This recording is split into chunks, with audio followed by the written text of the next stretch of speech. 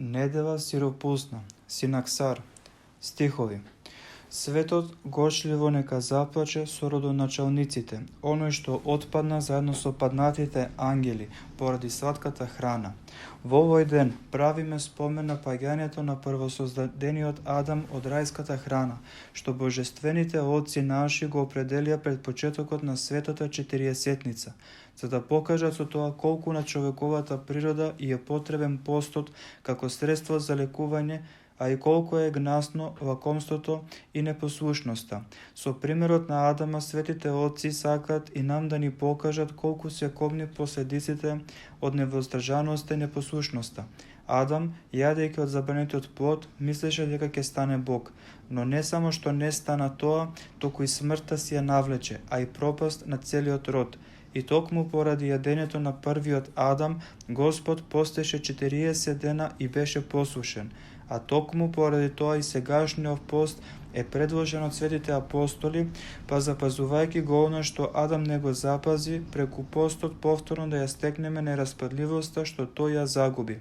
Впрочем, како што веќе рековме, целта на светите е за малку време да ги придобиеме делата Божи од почетокот до крајот, и бидејќи сите ние еднакво ја делиме одговорноста од престапот Адамов и неговиот пат, од таа причина отците предложиле, сеќавајќи се на него, да го одбегнеме неговиот пример, наместо да ја поддржаваме неговата невоздржливост. Во шестиот ден, значи Адам беше создаден од раката Божја, откако со довнување беше почестен со образот Божји и откако ја прими заповедта, во рајот поживеа до 6 часа. Потоа, кога ја прекрши, беше истеран оттаму. Евреинот Филон вели дека Адам поминал во рајот 100 години, други велат дека минал 7 дена или години, поради значењето на бројот 7, но дека во 6-тиот час тој ги пружил рацете и го дофатил плодот, ни го покажа Христос, новиот Адам, кој во 6-тиот ден и час ги рашири рацете за да ја исцели неговата погибел. Адам бил создаден на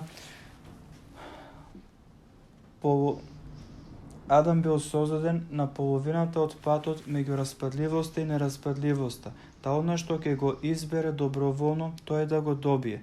Бог можеше да го создаде Адам и безгрешен, но за да биде оправдан неговиот избор, он му даде како закон да зема од сите дрвја освен од она таму, односно, веројатно, сите созданија да имат познавање на Божјата сила, но никако не и на она што се однесува на Божјата природа. Григорий Богослов, размислувајќи како философ дека дрвјата се божественото познание, додека дрвото го представува созрцанието, рекол: Бог му заповедал на Адама да се интересира за сите други начела и за сите други својства, да го користи својот ум и да му одава слава на Бога, бидејќи таму се наоѓаат вистинските задоволства. Може би он барал од него да се распрашува и за својата собствена природа, но во однос на она што се однесува на Бога, да не бара да дознае што е Бог по природа, ниту каде, ниту како Бог го создал светот од небитие. Но тој Адам, напуштајќи ги другите истражувања, почна да го истражува поскоро она што се однесува на Бога и грижливо да ја испитува неговата природа. И бидејќи во овие работи беше сосема неопитен како дете, тој падна, кога преку посредништво на Ева, ѓаволот му ја сугерираше идејата за обожувањето. Големиот и божествен Златоуст вели дека ова дрво имало двојна моќ и тој тврди дека рајот беше на земјата. Како философ, тој го замислува и духовен и сетилен, каков што беше и Адам, и го поместува во средината меѓу распадливоста и нераспадливоста, за да го сочува писмото, но без да се држи за него буквално. Некои велат дека дрвото на непослушноста беше смоквата, зашто сознавајќи ја својата голотија, тие се покрија веднаш, сужејќи се со незините лицја. И тоа би била и причината поради која Христос ја проколнал смоквата. Не баре таа била причината за престапот, бидејќи има некаква сличност со гревот. Прво, сладоста на плодот, потоа суровоста на лисјата и најпосле лепилото што излегува од незиното млеко. А ги има и такви кои на неподобен начин ги разбрале и дрвото и разговорот на Адам со Ева и нивното познание. Значи, откако отпаднал и го облекол смртното тело, откако бил проколнат, тој беше изгонет од рајот, чија врата по заповед Божја беше чувана од пламенен меч. Пред таа врата Адам седеше и плачеше за сите добра од кои се беше лишил, поради тоа што не постеше кога требаше и поради тоа што целиот човечки род требаше со него да ја дели истата состојба, се додека нашиот Создател, имајќи милост за нашата природа опустошена од сатаната, се роди од света дева и достојно поживја, ни го покажа патот со кој ќе му се спротивставиме на демонот, односно постот и смирението, и дека победувајќи го оној што не заведе преку лукавство, да и го врати на нашата природа незиното некогашно достоинство.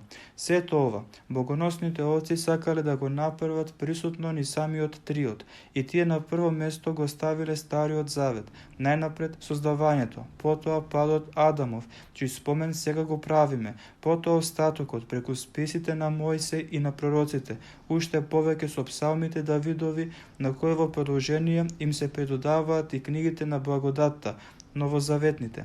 Следат исто така поред настаните од Новиот Завет, од кој прв е благовештение, кој според неискажливата Божја економија речиси постојано наоѓа место во светиот пост. Потоа доаѓаат Лазар и Цветници, Светата и Велика седмица, читањето на светите Евангелија и песните што ги опејуваат подробно светите и спасоносни Христови страдања, потоа воскресението и остатокот, достигувањето на Светиот Дух, додека делата на апостолите изложуваат како се случи проповедта и како таа ги собра сите светии, бидејќи делата на апостолите го потврдуваат воскресението преку чудесата. Бидејќи, значи, ние поднесовме такви страдања поради фактот што Адам само еднаш не постел, ете и ние сега се потсетуваме на тоа, на почетокот од светиот пост, со цел, сеќавајќи се на сето зло што ни го навлече непостењето, да побрзаме со радост да го дочекаме постот и да го практикуваме.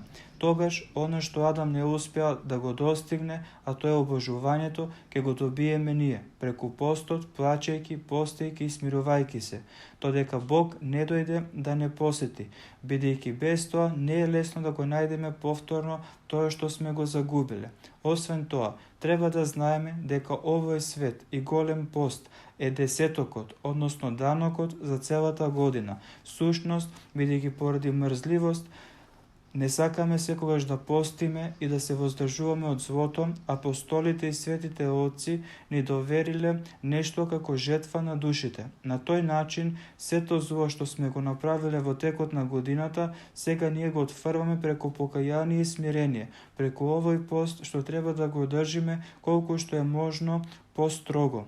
Но божествените отци ни предали други три поста: апостолскиот, богородичниот или успенскиот и божикниот, односно 4 пости, по еден за секое годишно време. Но овој пост ни најмногу го цениме поради страдањето, или затоа што и самиот Христос го запазил, давајќи му известна слава, или затоа што Мојсей, откако постал 40 дена, ги примил 10 Божи заповеди. Да помислиме исто така и на Илија, на Даниил и на сите оние што биле опитни пред Бога. А дека постот е добар, докажува Адам со спротивното. Поради оваа причина и светите отци не потсетуваат на изгонувањето Адамова. Со Твоето неискажливо милосрдие, Христе Боже наш, удостојне и нас за рајската наслада и како единствен човеколюбец помилуј не. Амин.